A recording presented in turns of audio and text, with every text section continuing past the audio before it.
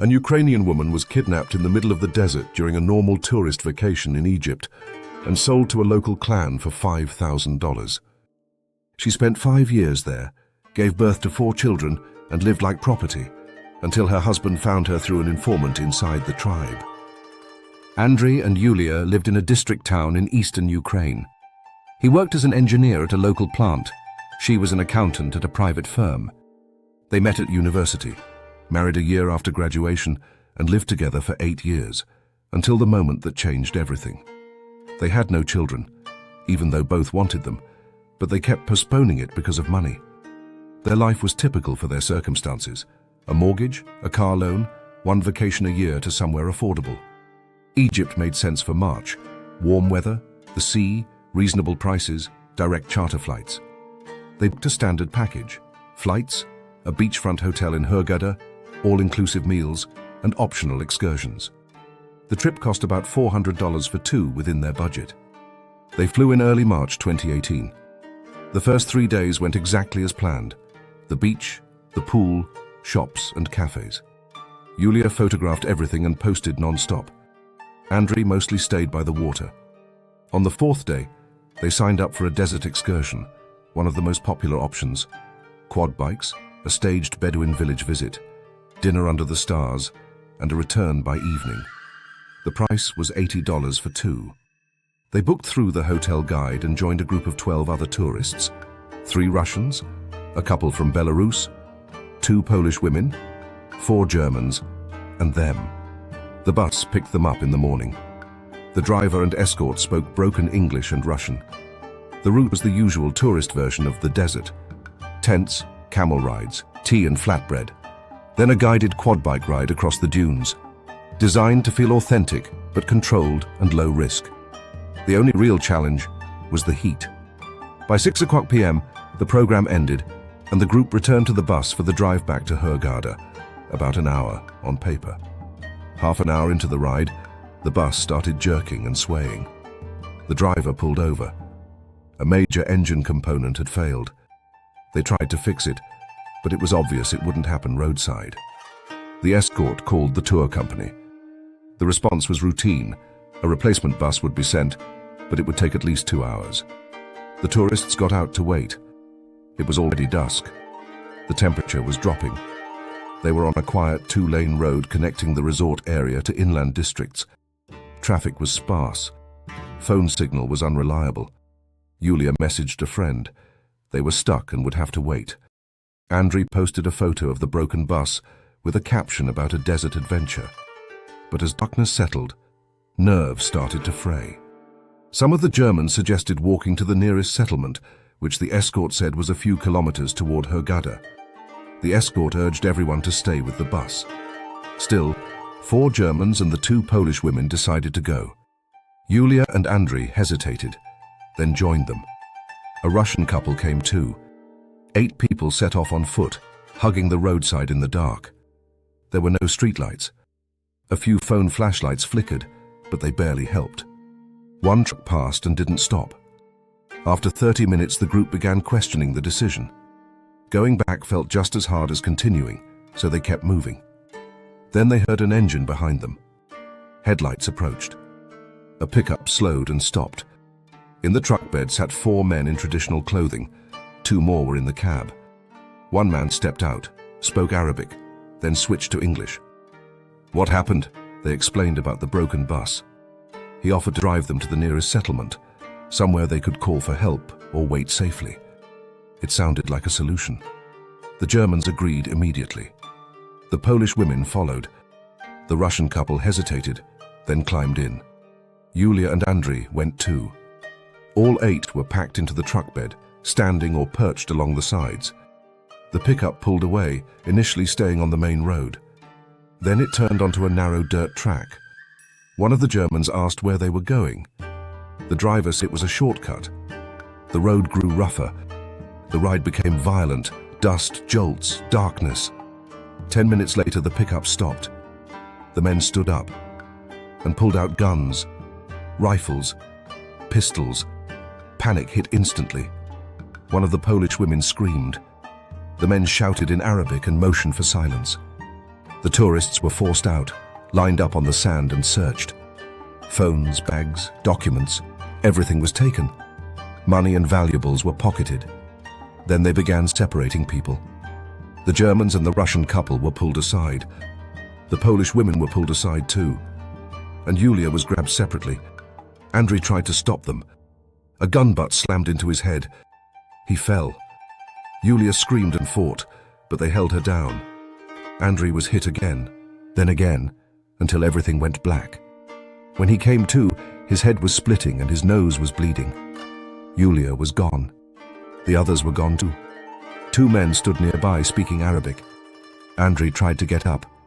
He was shoved back down. Later, he was dragged into the pickup, driven several kilometers, and dumped on the shoulder of an asphalt road like trash. He lay there for nearly an hour before a car finally stopped. The driver called police. Andrei was taken to a local station. He gave a statement. The reaction was slow. He was transferred to a hospital. Concussion, bruising, a broken nose. The next day, police asked more questions, but had no answers about Yulia. They contacted the tour company. The remaining tourists, those who stayed with the bus, had made it back to the hotel on a replacement vehicle. The company only realized 8 people were missing when they didn't return. Searches began. Along the road, investigators found scattered personal items off to the side in the desert. No people. 2 days later, 3 tourists were found, the Russian couple and one of the Polish women, beaten, robbed, dumped in different locations. They described the same pickup, the same weapons, the same ambush. But Yulia was not among them. Neither were the 4 Germans or the second Polish woman. Consulates got involved. The case drew international attention. Egypt had seen kidnappings before, especially in the Sinai region, where Bedouin groups had taken tourists to pressure the government. But those cases usually ended quickly, with negotiations and releases within a day or two. This time, there were no demands, no calls, no proof of life. Andrei was issued emergency documents through the Ukrainian consulate. He refused to leave without Yulia. He begged Egyptian authorities to keep searching. The answer was always the same. The desert was vast, lightly controlled, and tribal areas operated by their own rules. Andrei stayed another week, trying to learn anything on his own. Nothing. He returned to Ukraine and went to every agency he could reach. The Foreign Ministry, human rights groups, journalists. The story appeared in the news, then faded as weeks turned into months, and months into years. Official responses from Egypt never changed. The investigation continued, but there were no leads. Andrei didn't believe she was dead. He began researching kidnapping networks in Egypt. He learned about the Sinai trafficking system from 2009 to 2015, when Bedouin groups abducted African refugees, held them in the desert, tortured them, demanded ransom, then sold those no one paid for into slavery or killed them. Human rights groups documented thousands of cases. That's how Andrei found an Italian organization focused on trafficking in North Africa. A woman named Maria worked there and had experience tracing captives through informant networks. She told him bluntly, official channels were nearly useless. The only real option was to pay informants inside the tribal system, people willing to talk for money. She agreed to help, but warned him it could take years, and nothing was guaranteed. Andrei accepted. He sold his apartment, sold his car, took loans. He used the money to pay for travel, informants and bribes. Maria activated her contacts in Egypt, people connected to traders, local activists, desert routes. Information came in fragments. First they had to narrow down the region. There were dozens of clans and countless settlements. 8 months into the search, the first lead surfaced, word of European tourists sold to multiple clans in spring 2018. No names, no exact locations, but it suggested at least some of them were alive. Andrei kept going. Over 5 years, he returned to Egypt 8 times. Each trip was riskier than the last. People warned him to stop asking questions, but he refused. For him, Yulia was alive until proven otherwise. By late 2022, an informant, an off-road driver who moved goods between settlements, reported something new. A European woman with several children living in a clan settlement south of Sinai. Light skin, light hair, no Arabic. Working like the other women. It wasn't proof, but it was enough to pursue. They hired a local man who could enter the area disguised as a trader. Months passed. In early 2023, he managed to get close enough to take photos, shot from far away. The images were blurry, but Andriy recognized her. The way she moved, the outline of her body, and a scar on her left arm. Yulia was alive. Now came the hardest part. Getting her out. A direct rescue would likely end in death. The clan was armed. The territory was controlled. Any confrontation could cost Yulia and the children their lives. Maria proposed a workaround. Involve Egyptian security forces, but under a different official reason. Something the state would admit publicly. Not kidnapped tourist held for years, but anti-smuggling raid. Through contacts, Maria reached an officer who conducted operations in desert zones. A deal was offered. Intelligence about an arms cache in exchange for evacuating a foreign woman and her children during the raid. The officer agreed, on one condition, a large payment for secrecy. Andriy handed over his last money. The raid was set for February 2023. It happened at night. Multiple vehicles. Armed personnel. The settlement was surrounded. Men were detained. A search was conducted, officially for weapons. Yulia and 4 children were pulled out separately and rushed into a vehicle. The clan leader, the man who had bought her and kept her, was arrested on formal weapons charges. Nothing in the paperwork mentioned slavery, trafficking, or rape. Yulia and the children were taken to Cairo to a secure location. Representatives of the Ukrainian consulate met her there. And so did Andriy.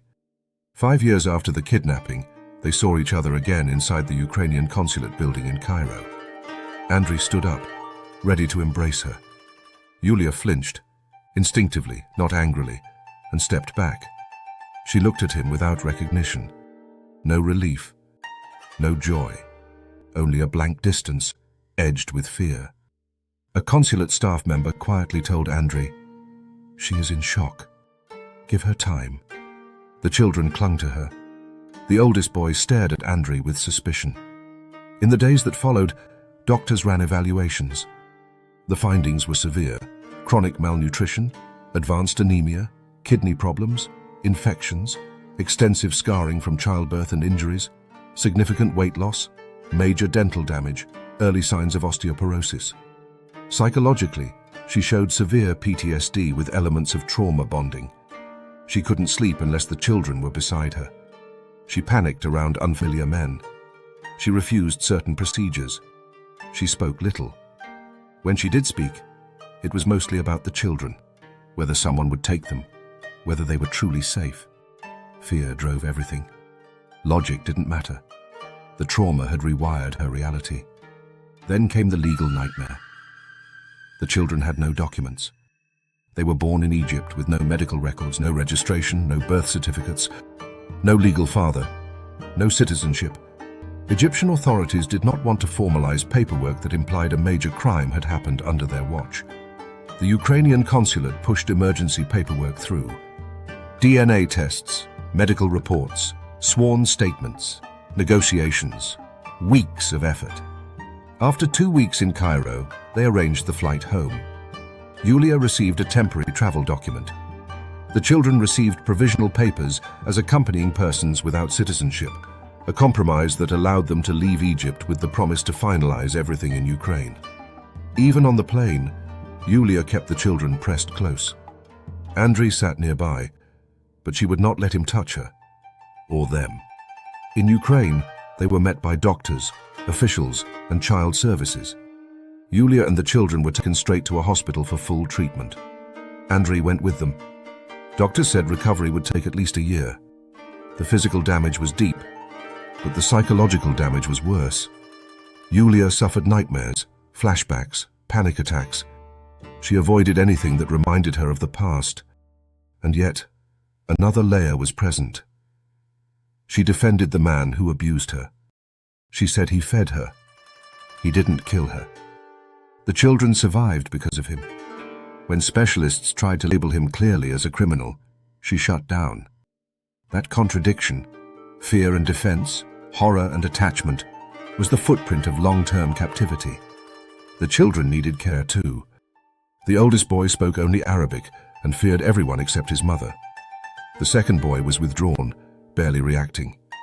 The girls were too young for full psychological evaluation, but all the children were underweight and developmentally delayed. Hospital staff tried to separate Yulia into another ward for treatment. She refused completely. In the end, they arranged a room where she could stay with the children constantly. Andrei tried to rebuild the marriage, but the woman he married was no longer there. She didn't respond to him as a husband. Photos from their old life meant nothing. Psychologists explained it as protection. Her mind had sealed off the before to survive the after. Andrei kept showing up every day. Food, toys, quiet attempts at conversation. Yulia treated him like a stranger who wouldn't leave. Authorities opened a criminal case in Ukraine for trafficking and unlawful imprisonment. But the crime happened in Egypt. The perpetrators were in Egypt. Cooperation between systems was minimal. Egypt officially confirmed only one thing. In February 2023, an anti-smuggling raid took place, several men were detained, and a foreign woman was recovered. No mention of trafficking, no mention of slavery, no mention of rape. The men were sentenced for illegal weapons possession, 2 to 5 years. And the clan leader who held Yulia for 5 years served only 2 years, then walked free. The kidnappers on the road were never identified. Investigators in Ukraine tried to build a case. Yulia's testimony was fragmented. Dates blurred, names missing, locations unclear. Her condition made courtroom-level detail impossible. Medical reports confirmed prolonged abuse and deprivation, but couldn't legally tie it to specific individuals without more evidence. DNA testing confirmed all 4 children shared one biological father, but without that man's DNA, it changed nothing. Journalists covered the story. Then coverage thinned.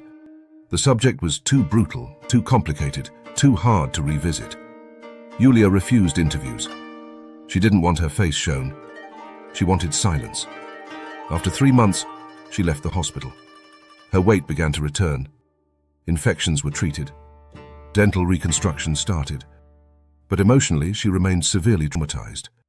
She received social housing, a small apartment where she could live with the children. Andrei offered to live together, to rebuild. Yulia refused. Any male presence triggered fear. Andrei continued helping financially and visiting the children, but he understood what no court document could summarize. The marriage ended in the desert. The children began a slow transition into Ukrainian life. Language, kindergarten, socialization. Everything moved in small steps. Loud spaces overwhelmed them. Strangers frightened them. Progress came in inches. Yulia too was learning how to exist in ordinary life again. Even a grocery store felt like a battlefield. Noise, crowds, men's voices. Some days she didn't leave the apartment at all. Her therapist was honest. Full recovery might never come. The best outcome might be stability, basic functioning, symptom management, and a life rebuilt around safety. And the question that mattered most, justice, remained unanswered. International human rights organizations recorded Yulia's case as yet another reminder that trafficking in Egypt's desert regions still exists, despite official claims of control. And as for the others taken that night, 4 Germans and 1 Polish woman, their fate remains unknown. They may have been sold to other clans. They may have died, or they may still be there, hidden in settlements no informant has reached. Yulia survived, but the woman who flew to Egypt for a simple beach vacation never truly came back. What returned was someone scarred in body and mind, trying to raise 4 children born in captivity, while the people who did this faced little to no consequence. The story ends not with justice, but with a reality the world prefers to ignore. Just a few hours from tourist resorts, in the desert between Sinai and the Red Sea, slavery still exists.